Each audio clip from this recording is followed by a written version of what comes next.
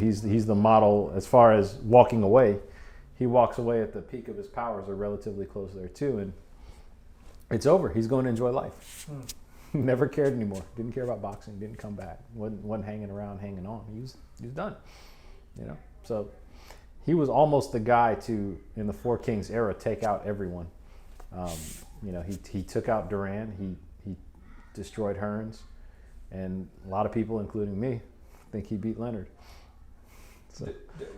In terms of just that being able to let go, do you think that was out of frustration, like I'm done with this, or do you think it was out of like I'm comfortable with what I've accomplished and I don't have to hold on anymore? I think it was all those things. I think Hagler is a guy who frustration and just malice was a driving force, and at the same time he was so comfortable in himself and his accomplishments and who he was that he wasn't beholden to anyone, and he wasn't, you know, this guy who was just getting taken advantage of by those around him. So he had the financial security to just go and enjoy his life. So frustration and comfort.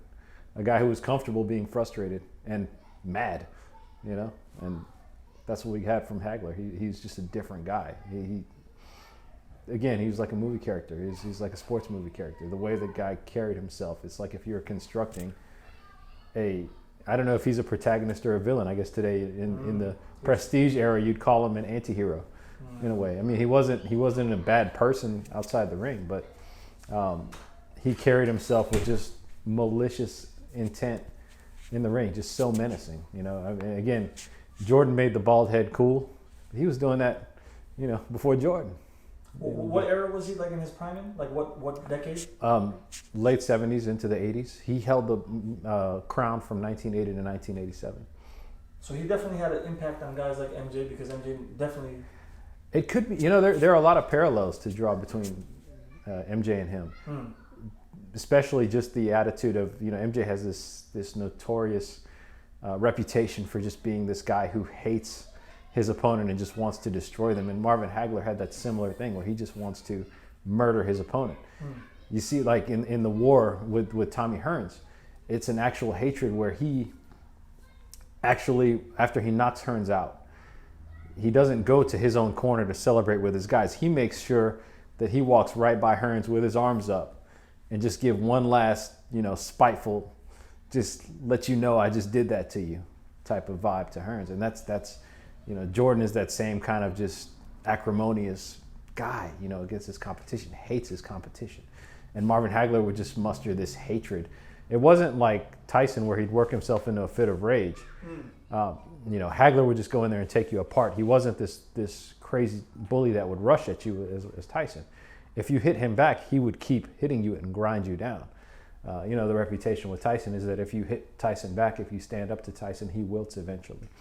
And a guy like me can't call Tyson mentally weak, but when you're talking about boxers relatively, Marvin Hagler is a different level of mental toughness.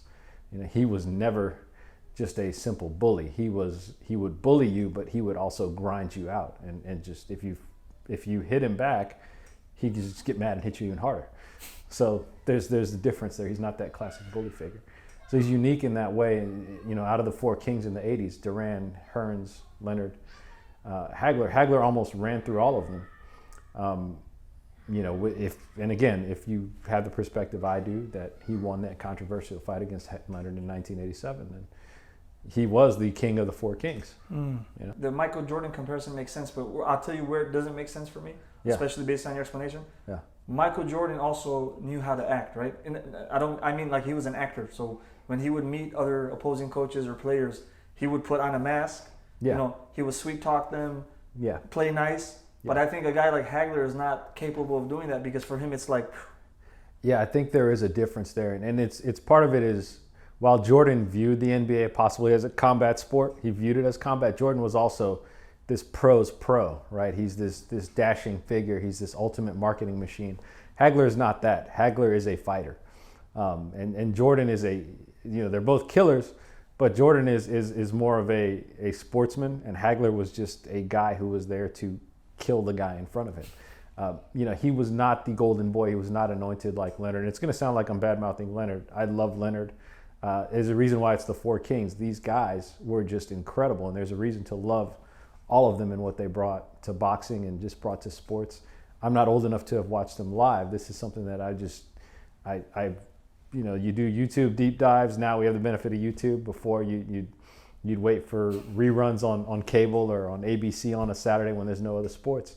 But it's something that, 80s boxing, that era, that golden era of the middleweights, it would become, when you had a fight like that, when you had a fight like Leonard Hagler, it felt like the biggest sporting event in the world. These guys would go on tour for 2 months just promoting this and just having these interviews on talk shows and just getting mad at each other. And Hagler was, again, he would go into people's hometowns and beat the tar out of them, because nobody wanted to fight him. He was not marketed the same way that Leonard was. So he'd go to Philly and take out all the local stars there that nobody else wanted, these tough guys. He'd go, all right, I'm going to go to your city and beat you down. He went to Europe, did the same thing. So you have a guy who has this mentality of, I'm not the golden child. I'm not anointed. I'm not classically marketable like Sugar Ray Leonard is. I don't have international appeal like Roberto Duran had. I'm not a hero of any particular group of people.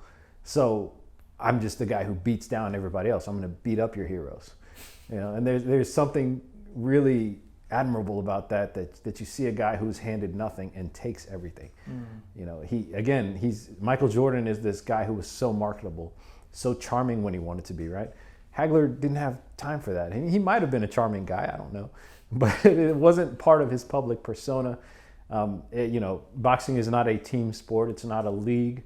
It is a fraternity in ways, but it's not the same thing with like Michael Jordan, where you're interacting at All-Star Weekend, or you're in a players union, or you're at different events, or traveling with the dream team. These are not factors that play into boxing unless you're on an Olympic team. Again, Leonard was, Hagler was not. Hagler turned pro young because he needed to make money. He fell in one of those off years where you could stay an amateur for 3 years, go Olympic, or just turn pro. He turned pro. So he never had that whole, again, the prodigious background that you got with a Sugar Ray Leonard, who again deserves his own acclaim. But Hagler is just Sugar Ray Leonard was the heir to Muhammad Ali's throne as the most beloved American boxer. The same kind of classic marketability, Olympic champion, very great in front of cameras, great with people, great with fans. Hagler's none of those things. Hagler is a fighter, and it's just something that we're going to miss about a guy like that. He's not somebody that you see in sports that much anymore. You had Tyson, who was similarly menacing, but a guy who was really volatile outside the ring. You didn't know what you were going to get when he made it to the ring because his life was in such turmoil. And Hagler was a guy who was able to bring that menacing kind of vibe, and you knew what you were getting because he was coming to work. 7 years he holds the title, and he's a fighting champion. He's not a guy who says, I'm going to get the title, and as you see today, okay, now I'm going to fight, once or twice a year, once every 9 months, whatever these guys do now. He's a fighting champion. He's like, all right, I got the title. Now I'm going to go to work and prove that I deserve it. He won the title in the UK, and the British fans rained down beer bottles on him. Wow. And so his corner, he doesn't get to celebrate, right? He still doesn't get the respect. His corner's trying to protect him from getting knocked out by glass bottles. So just reprehensible behavior, right? So he's a guy who continues to fight for respect all the way until he gets Leonard, and then again gets disrespected by getting a decision that went against him that felt he had earned. Leonard deserves credit because he pulled out all the tricks of the trade. He comes out of retirement, he gets a bigger ring, he dances around, he throws flurries at the last 10 seconds of every round, and he invents the round stealing idea that becomes commonplace now that you hear about a lot, the throw flurries. When you hear that 10-second tap, tap, tap, Leonard would just throw a flurry and try to take a round and just frustrate Hagler. And so all these things play into a guy who we saw him walk away on top, and he gave us a chance to miss him. He left us wanting more, which is something that a true performer always does. Same as MJ with the Bulls, right? He walks away on top. He leaves us wanting more. And fans like me and my age, we don't really remember the Wizards era. and Hagler never had that Wizards era. Hagler never had those fights at the end where, he never had Sugar Ray Leonard. You never saw him like with Hector Camacho, where Leonard is way over the hill and just showing up. He didn't need boxing anymore. He didn't need fans. He didn't need cheering crowds. He didn't need the money. He just went to Italy and disappeared. If you had to, because we've talked about some of this privately, if you had to examine his childhood or his upbringing, is there anything significant or special about the way he was raised that led to the mentality he had in the ring? He is your classic combat sports story, right? Mm. Dire, desperately poor background.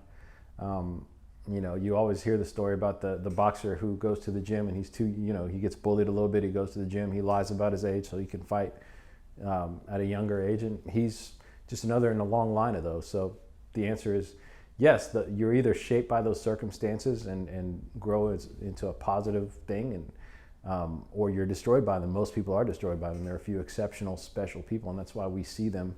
These are the boxers whose names we know. Roberto Duran came from poverty in Panama. Same kind of thing. Tommy Hearns from Detroit. You hear about these stories over and over and over again, and the few special ones like Marvin Hagler, and it's a cross section of opportunity and some ingrained special personality traits and just the right blend of circumstances that leads these guys to become champions, where unfortunately so many fall by the wayside. Okay, so now that he's passed, what is something that what are some things we can take away not only from his life and his career? He's somebody that we really should miss, and the one silver lining that we get when a figure like this passes away is that it will give a new generation of fans hopefully the opportunity to go back and watch when people like me, who again, I'm too young to have witnessed him, but I just fell in love with his fights. Maybe you have another generation now who will get to go back and watch a guy who can make you fall in love with boxing and can embody something that he's a reason why we love sports movie characters. He is the embodiment of the true boxer, the competitor.